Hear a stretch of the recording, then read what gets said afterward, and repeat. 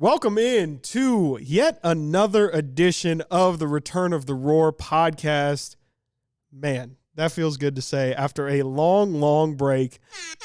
Hey, fire it up, boy. Fire it up. It's going to be back. It's good to be back. Myself, Chris Watkins, Frankie Cartoscelli, back in the saddle, recording.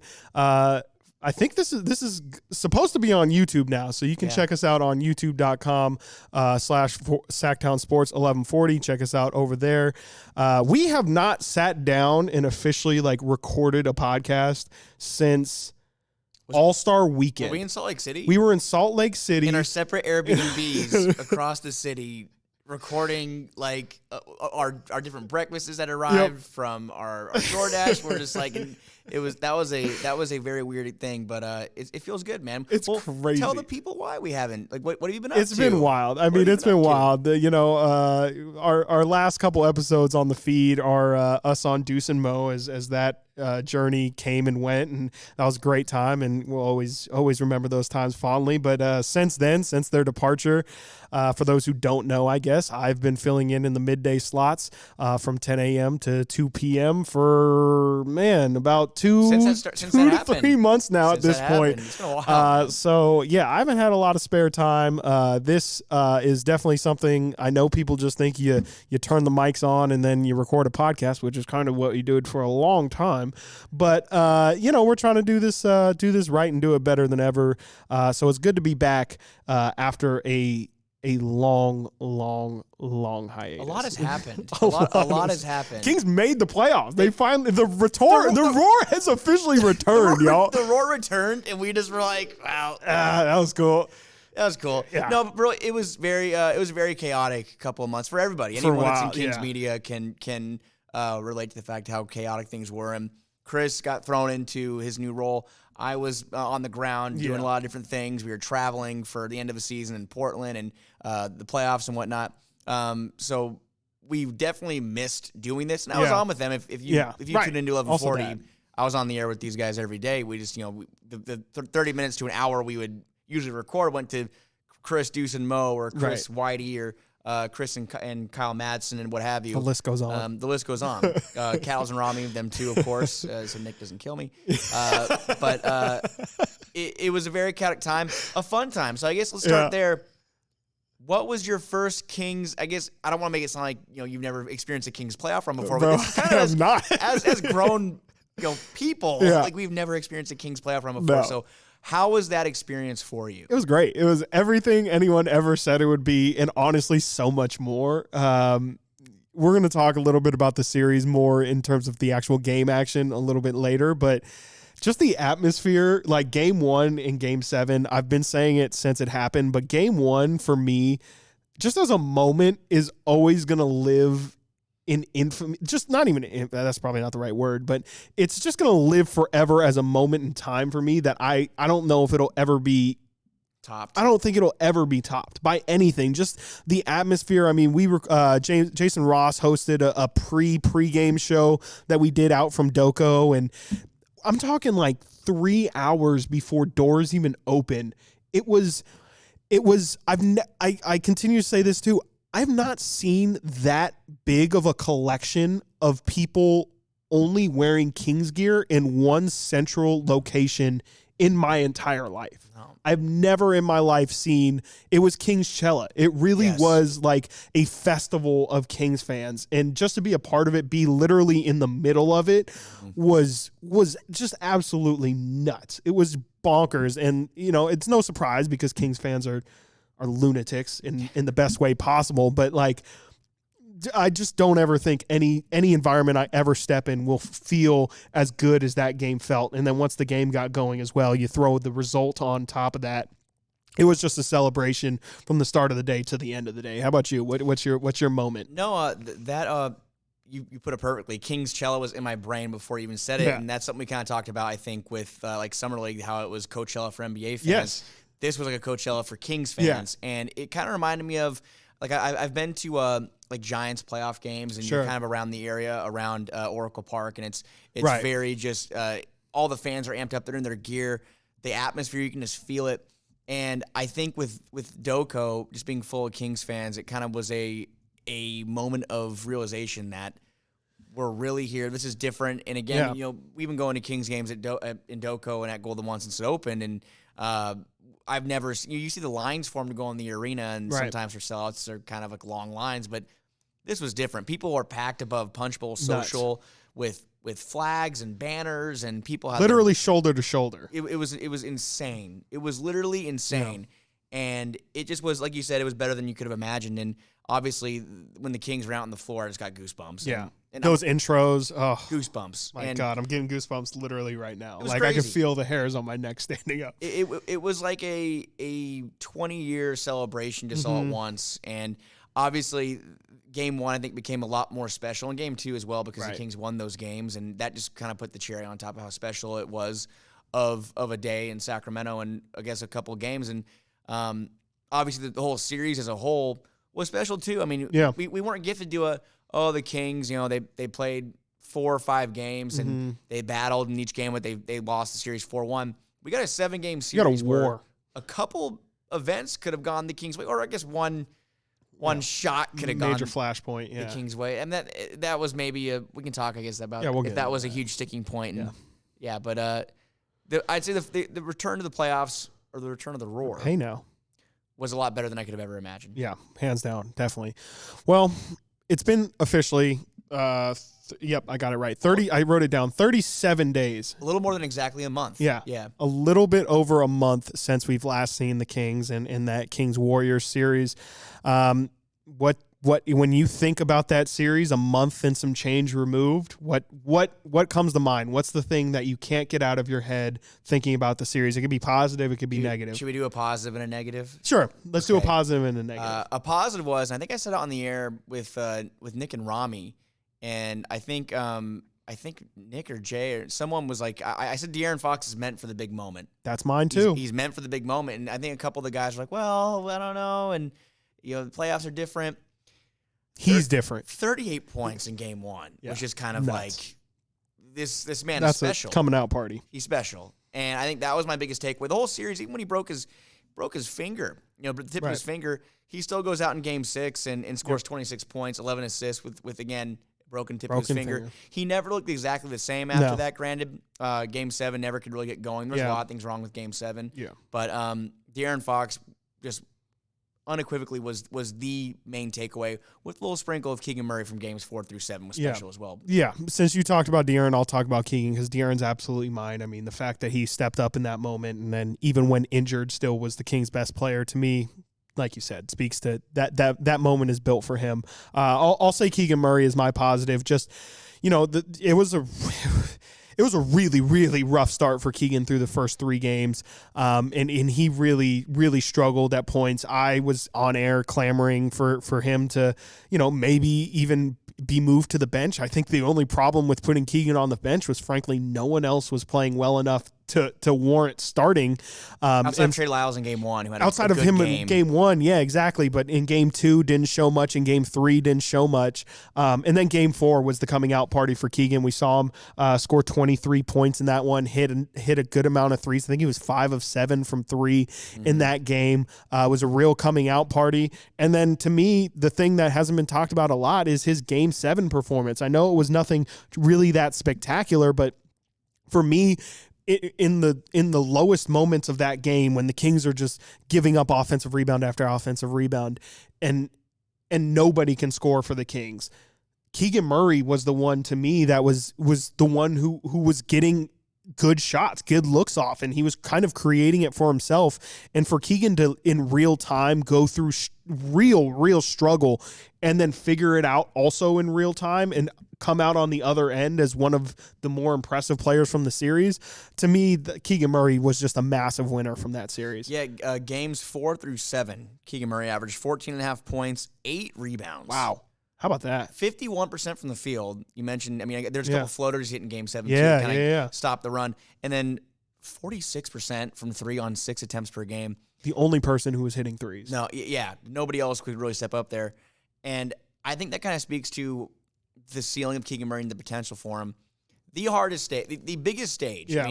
Defending champs. Thus far. Obviously, the NBA Finals are the biggest stage. Right. I know that. But as a rookie, going against the defending champions, a dynasty against, I think Klay Thompson was primarily defending him, if I'm not mistaken. Yeah, for the most part. Who at one point was a good defender. He's had a lot of injuries, and he's 34 years old now. But Keegan Murray adjusted, and that's what we've seen all season long. He takes those challenges, those adjustments, whether it's go rebound more, be more aggressive, go dunk. I think Mike Brown wanted to go to the rim more. He did that, and the numbers they back it up. But Keegan Murray for sure is a very, very big positive takeaway. All right, it's time. Negatives. Okay. What's you start. All right, I'll start. Well, I mean, offensive rebounds.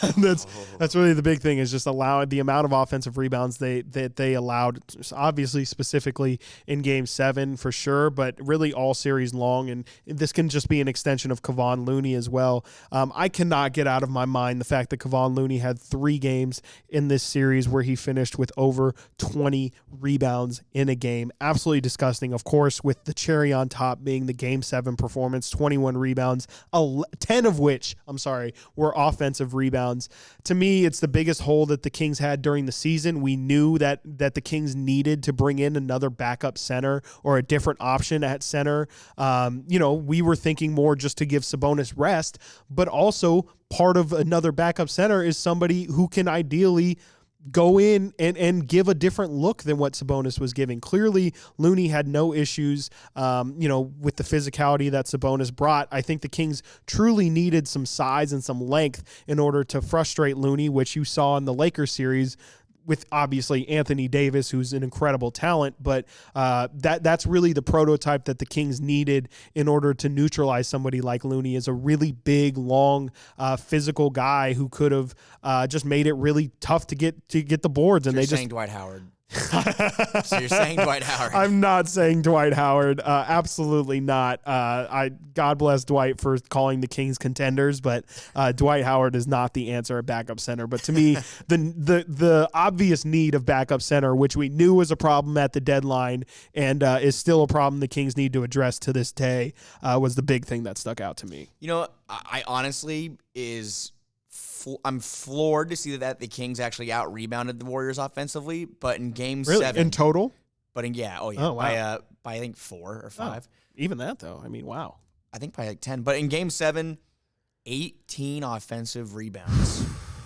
And again, the only reason why the Kings beat the Warriors in the series is probably because of Game 6. Game 6, they completely just destroyed the Warriors in every aspect. But the Warriors in Game 7, and I think in Game 3... completely just dominated the Kings. Dominated the boards. Yeah. And I agree. One of the biggest storylines for me this offseason, I'm sure we're going to talk about it more as we get deeper into summer, is the Kings need not a Dwight Howard, but a formidable backup big or a power forward if Harrison Barnes, that doesn't come to fruition, if they want to slide Keegan Murray up to the 3. Can they find another big man or a forward or a center that can be next to Domantas Sabonis, who, again, is a great rebounder, but he can't do it all on his own. Big negative for me. Let me just point out real quick, the Game 4 missed shot from Harrison Barnes, I almost hope he can come back to the Kings somehow so that isn't his lasting memory, the last kind of thing we see. It's really fitting for me. It's very fitting for you. Yeah, you we all know how much you love Harrison Barnes. Yeah. It works for me. It's a perfect ending. I that sticks out. That definitely sticks out to me also, by the way, that shot. I don't want to say the whole series because a lot of things go into the end of a game. Sure, absolutely. But what other look do you want in Game 4? It's a beautiful look. It's just perfect to me. And I think that was for De'Aaron where he lost his dribble, and it was a good defensive possession from Golden State, obviously. But we also didn't know at that point his finger was broken. We had no idea, and it was. It was at that point. And he'd held his finger a couple minutes before that. That was when he started to kind of like shaking it and holding it. Yeah. But, I don't want to dwell on it, and HB's and so many good things for the Kings, but that shot really, that's a big negative takeaway for me. But I was very disappointed in obviously I think Kevin Huerter, you have to start with 3-point shooting, and Kevin Huerter's a guy who was an incredible 3-point shooter for the Kings this year. He was, I think, 6th or 7th all time, and single season made 3-point field goals for the Kings. It just doesn't seem characteristic from him, and I'm wondering what your take on it is. Is that something that you're concerned about for the future, or do you think it was just a matter of Golden State had a plan, they wanted to seal off the Kings shooters, they did that in the first couple of games, like holding Keegan Murray in check, holding Kevin Huerter in check, who never could really seem to get it going. Harrison Barnes never really got it going either. Do Do you think that's just a collective thing? The Kings as a team were struggling, or do you look at Kevin Huerter in particular and just go, well, that kind of is a red flag there? It's a little bit of a red flag for sure. I mean, I'm not willing to. I know a lot of people are now like, let's trade Kevin Huerter. I'm nowhere near there. I'm not ready to ship off Red Velvet anytime soon. I think you can't forget about what he did during the regular season and just completely throw that away because he had a bad postseason. But it's absolutely something to monitor. I mean, Huerter was really streaky throughout the regular season as well. I mean, we saw the first 2 months of the season, he shot 50% or somewhere near there from three, and then really cooled down and it was pretty hot or cold for the rest of the season.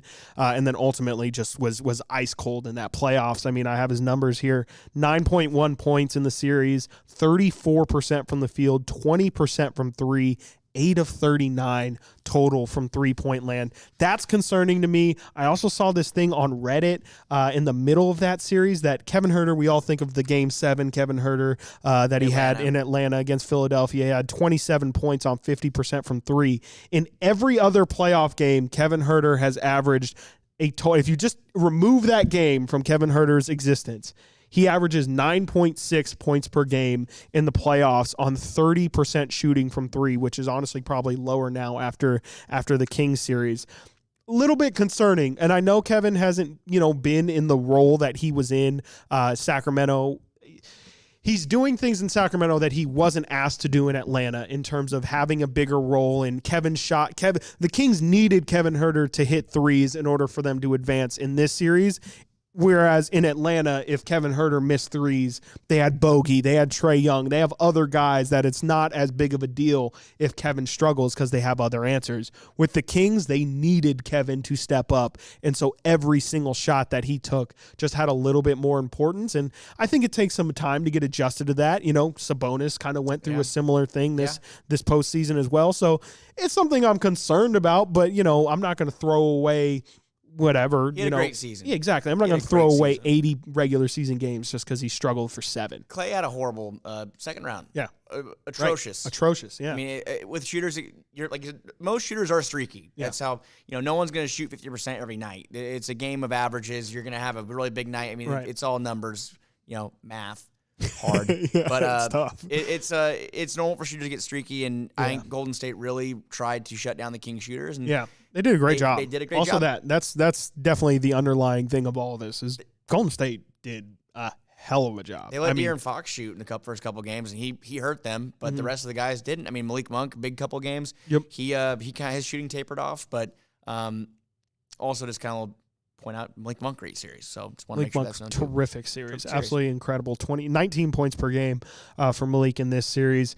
Let's wrap up this reminiscing of the series, talking about the final game of the series, Game 7. A lot has been made of Game 7. Obviously, the Kings got massively out-rebounded, but also the bigger note from that is that they allowed Steph Curry to score 50 points, which at the time was the record for Game 7 points. Not anymore, thankfully. Jason Tatum, shout out you, boy.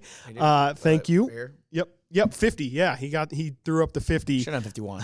You should have had 5-1. So well, this is probably mirrored. So so yeah, that was really the big note from that game. What are your feelings on Game 7 all this time removed now? Just emotionally, thoughts, more emotionally. Emotionally for sure. at halftime, I just felt like, okay, neither team has played very well, but the Kings had their moments, Golden State had their moments, made a big run at the end of the second. Here we go. This is going to be a great second half. It's going to be a great basketball game. All the emotions are kind of just, we're having our halftime churros in the press room. I miss the Purple Beam churros. Purple Beam churros. So good. But I hadn't really thought about how Davion barely played until the second half. Whoa. We're in the dark now. I think it's okay. It's all right. It's fine. We got lights. Now we're like on a stage. Yeah, now we're on stage. So. No, as soon as Davion didn't play in the second half, I became like in the beginning of the third quarter when Golden State really started making their run and Kevon Looney started just grabbing rebounds. Steph Curry was getting almost second chance points. I became concerned. Yeah. And once the game ended, I think, what did he play in Game 7? I think he played 8 minutes. Davion? Yeah, it was something like, it might have even been less than that. He didn't really play much of it all. And obviously we all know it seems like Mike Brown opted for Terrence Davis instead. 8 minutes. Terrence Davis played 25 minutes. And again, like TD, 14 points. It's great. They want him to have an offensive edge. Yeah. Hit 4 of his 10 3-point field goals. That's great. Good offensive performance, right? But defense, he was getting absolutely just torched. Mm-hmm. I mean, you're getting torched by Steph Curry. I think we talked about it before, whether it was, I don't know if it's on the air or what, but is there a way that you can just let Steph Curry get what he's going to get? Yeah. And then just try to slow down the other guys. We just saw that point blank that letting Steph Curry go for 50 points will not end well for you. Yeah, I mean, I kind of have gone back and forth on that since it's happened. I feel like the Kings could have survived Steph scoring 50 because, especially looking back at all the numbers, Steph pretty much went off every single day. I mean, game 1, 30, game 2, 28, game 3, 36, game 4, 32, game 5, 31, game 6, 29, and then crescendo with the 50. To me, that's where I understand Mike Brown's thought process of, why are we spending, Davion's playing incredible defense. Again, Davion Mitchell, huge, massive, cannot be understated or overstated enough how big of an impact Davion had. I thought he was probably the Kings' second or third most important player for a majority of that series. But it didn't matter. It did not matter. Steph Curry was still getting what Steph Curry needed to get. And I frankly believe that Mike Brown saw it as kind of like what we see in this Denver series, where Miami's a lot like, he's going to go crazy no matter what we do. We might as well just let him score and try and take away the other options. I just think the problem is the Kings could have survived the 50, but they allowed all of those offensive rebounds, all of those extra possessions. And they also missed a lot of free throws as well. I think they just missed a lot of opportunity. And when I look back on it, it's just a lot more missed opportunity instead of the Warriors actually winning that game. 16 of 27, 59% from the free throw line. Oh, my gosh. And a Game 7 closeout. Come on. And, Golden State struggled, too. They went 19 of 30. I remember both teams were not making free throws. Yeah, they couldn't make anything. 63%. But Steph Curry, 20 of 38. That's a lot of shots. Like, they made him work, too. He took 38 shots. 38 shots. I mean, I'm looking at the King shots here. I mean, De'Aaron Fox took 19 shots. Domantas Sabonis had a very good game in Game 7. He had no one wants to talk about it. 22, 8, and 7, 2 blocks. He finally figured things out, but could not keep. He got in foul trouble. Could not keep Kevon Looney off the glass. Yeah. And obviously, whoever the Kings threw in after that didn't work either. Yep. So Game 7, obviously, Steph Curry, a generational type performance. The decision to not play Davion Mitchell will hang over Mike Brown. Would it have made that much of a difference?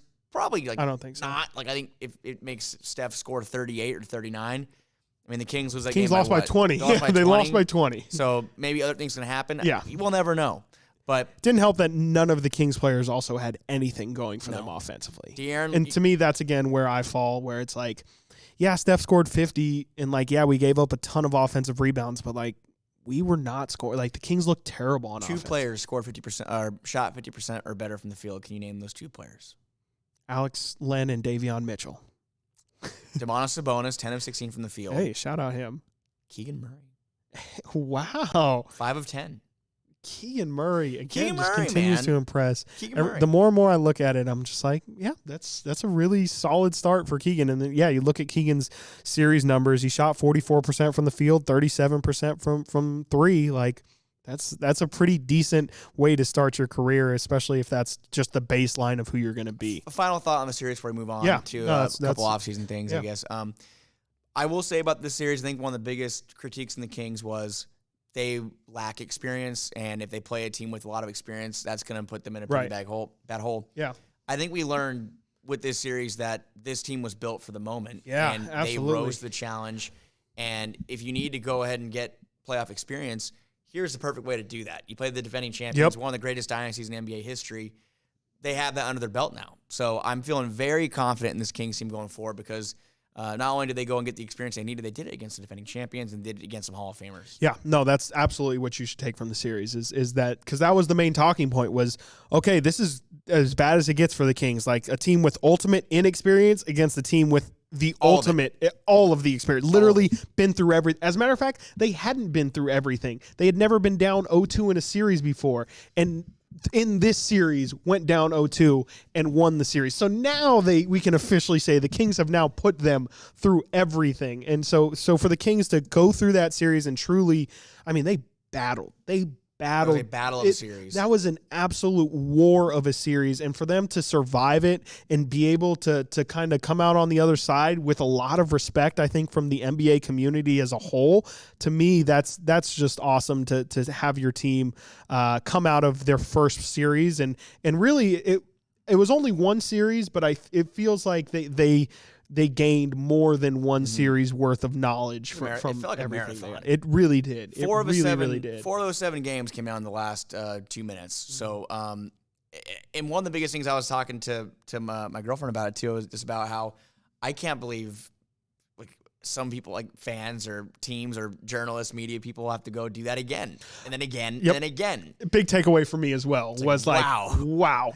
There was times where in the middle of that Lakers-Warriors series, I was like, could you imagine if we would be in LA right now? We're about to buy our tickets to LA. And then imagine if they would make the Western Conference final. I was like, oh boy, like people are still working right now. Yeah, hair would be falling out, man. Oh my hair goodness. Would be falling out in bunches. But it was a tiring but fun experience for everybody. I mean, the Kings as well, I'm sure. But they're there, and I'm so happy to move on to offseason talk now, not talk about no draft the drought and how we need a franchise-altering draft pick. Now we need to talk about pieces around the Kings, and that's a perfect way to kind of chalk up this offseason. What can they do to surround the core? Yep, and part of that building of this offseason is the guy who's been talked about probably more than any bench player ever has been talked about ever, and you're already calling him a bench player.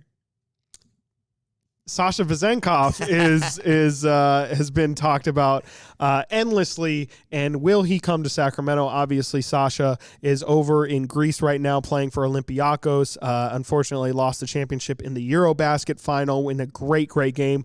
Sasha has, for those who don't know, won EuroLeague MVP, put up 16 points. Is that his number? I have right here. So for this season, 17.6 points, 6.8 rebounds. He shoots 38% from 3 and 65% on 2-point field goals. He is not much of a playmaker. We'll get into, I guess, what we like about his game, but 2 assists per game. He's currently now in the Greek Basket League championship. And they're up 1-0. It's best 3 of 5.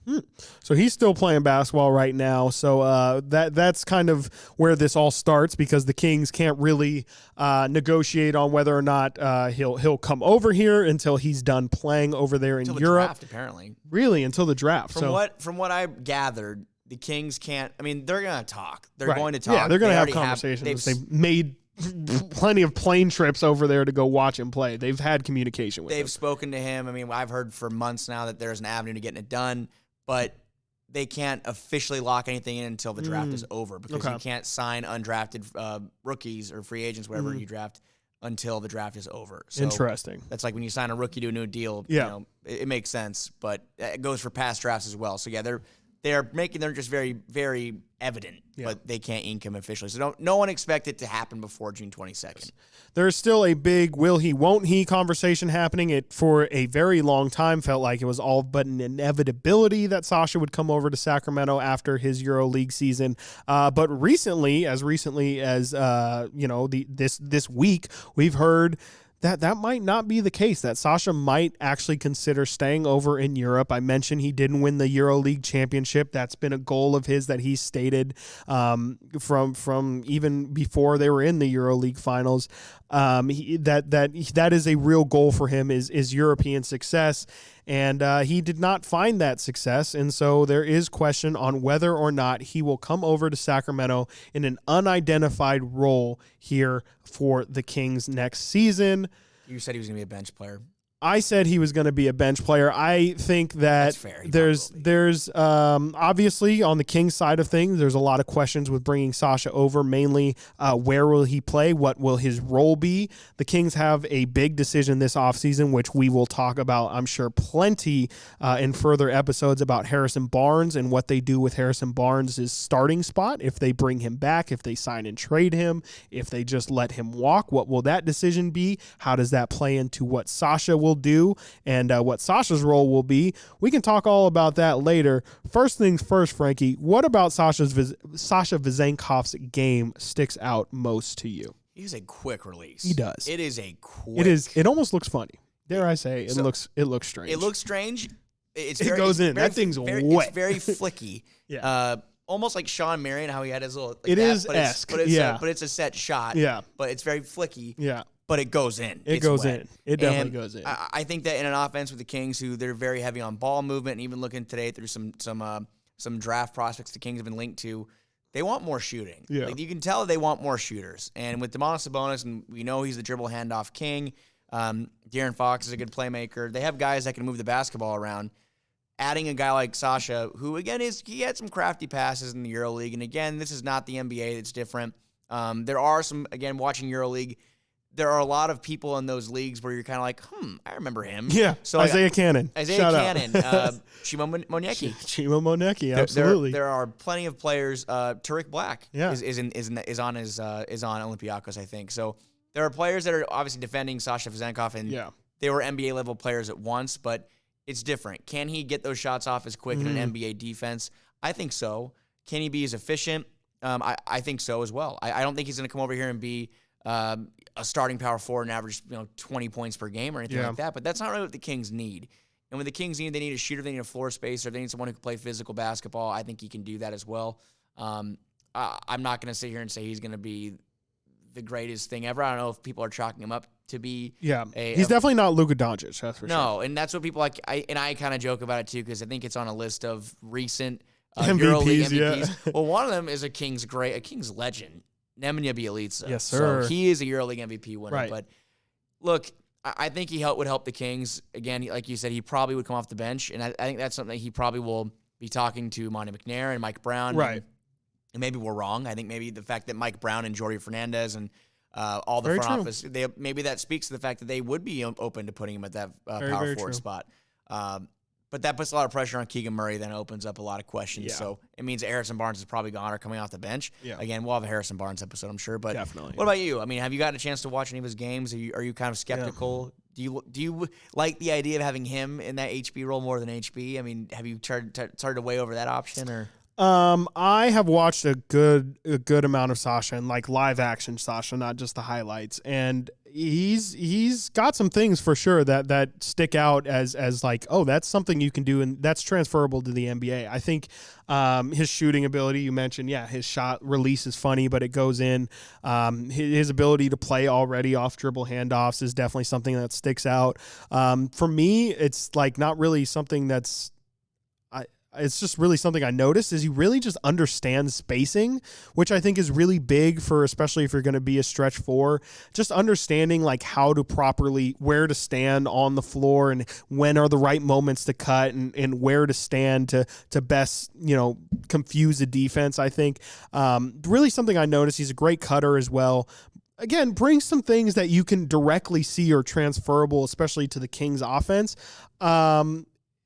I have questions on what his ceiling is. That's really the big thing for me is he's coming in as a 28-year-old guy, kind of already done a lot of improvement in his game. I don't know how much better he can necessarily get.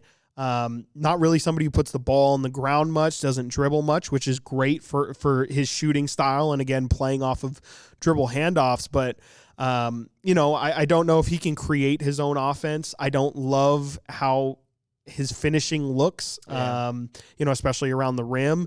Not a rim protector. I have questions about his rebounding. I have questions about his athleticism, his overall physicality. I don't really see him throwing his weight around much. So there's definitely some concerns for me. He's a big guy, but I don't really know if he's got like NBA level strength. So we'll see. I mean, he's definitely got a good build to him, and he's got some tools to work with. But again, it really just comes down to me with what they view his valuation at. How good do they think Sasha Vezenkov can be? Do they view him as a starter? I definitely don't, especially not coming in. I think he'd be best suited coming in playing 18 to 23, 25 minutes a game, I think, max. That's the question now, I think, is obviously if you bring Sasha over, that means one of or both of Trey Lyles and Harrison Barnes can't come back. Yeah. And does that make it, does that make you more uncomfortable with the fact that if you bring Sasha over, you have to say goodbye to one or both of those guys? Well, you know how I feel about Trey Lyles, and you know how I feel about Harrison Barnes. I know how I know which number 40 over 40 jersey you be getting, and it doesn't end with a 0. No, it does not end with a 0. But I think to me that's a great question. I mean, that's the question is does Sasha come at the expense of one of those guys? To me, it would be a real shame if it's at the expense of Trey Lyles. And I know Harrison Barnes is the starter, and I would also acknowledge that Harrison Barnes coming back in that starter role is a lot more important than Trey Lyles coming back in his bench role. But I think that if you are bringing in Sasha thinking he's going to be your Trey Lyles replacement, I think that that's just not going to happen. I think that they play two different styles. I think Trey is a lot more of a 4-5, and Sasha is a little bit more of a 2, 3, or 4. He just doesn't really bring that physicality. I think where we saw Trey Lyles, we were hoping that he would kind of be that backup center. I don't have the same aspirations for Sasha Vezenkov. I don't think he could play a backup center role. In terms of his replacement for Harrison Barnes, maybe, but again, that's kind of also asking the question of how good do you think Sasha could be? Is he a starter level guy, especially coming straight over from Europe? I don't see it, but maybe the Kings do. I don't know. Do you feel like would you be upset if that was the plan? If the plan is to bring in Sasha Vezenkov to start? I wouldn't be upset. I mean, obviously, I would be shocked. Just because that's the plan doesn't mean that's how it's going to end. I mean, if they want to try it out and see how it works, I'm open to it. I mean, especially if it's something that you think he is a player that can be a difference maker, and if that's going to be kind of a sticking point for him, which I'd imagine is something, his role is important. I think that's one of the biggest reasons why he hasn't signed here already is he wanted a clear role. And he's got to know what he's signing up for, right? For a winning team. I think last year the main reason why he did not sign with the Kings is because of how bad they were. It makes sense. I don't blame him. So, I mean, I'm willing to see how things go and try things out, but obviously I think the Kings need a proven small forward or power forward, however they want to interchange that Keegan Murray and small forward position. But those are questions we're going to have to dive into once free agency opens. But I like Sasha Vezenkov. I would like him to come to the Kings, and what that contract looks like, I think they have to take a part of their mid-level exception. I think it'd be around maybe $4 or $5 million. I can't remember the exact figures on that, but plus the buyout fee, which is $1.5 million. Yeah. But it's gonna be interesting because they have about another couple days here of the Greek League playoffs, and then, I mean, again, they say officially you can't till the draft, but I know these guys are probably talking anyway. So. Yeah, you got to assume that they're talking. And, I mean, next up is the NBA draft where the Kings have the 24th pick. It's going to be interesting to not be up in the lottery and not really know what's going to be available at 24. Will they even make the 24th pick? Will they ship it off? I don't know. But that's what we're going to talk about next week, as the draft is only 2 weeks from this coming Thursday. So it's right around the corner, and it's time to get into draft mode and start looking at all those prospects and watching all those videos and paying attention to all those draft boards. I started I'm not gonna lie. You did, I started a couple of days ago. Plug it. It took me a little longer. It was nice to kind of turn the brain. I know you couldn't because you're on the air every day, but turning my brain off from basketball for a couple of days, a lot of baseball stuff, but I can't lie, doing the couple pre-draft profiles I did, which you can find and check them out. Sactownsports.com. They have me excited. No matter who they draft at 24, I'm going to talk myself into them being impactful. Can't wait for draft season is right around the corner. We'll be talking about that next week on next week's show. Again, the Kings have the 24th, 38th, and 54th picks in this year's draft. 3 potential new Sacramento Kings could be coming along for the ride, but that will all be for next week. Yes. Frank, it's been a pleasure to hop back on the mics. It's been way, way, way too long. For Frankie Cartoscelli, my name is Chris Watkins. Thank you all for tuning in. We will be back next Thursday. See ya.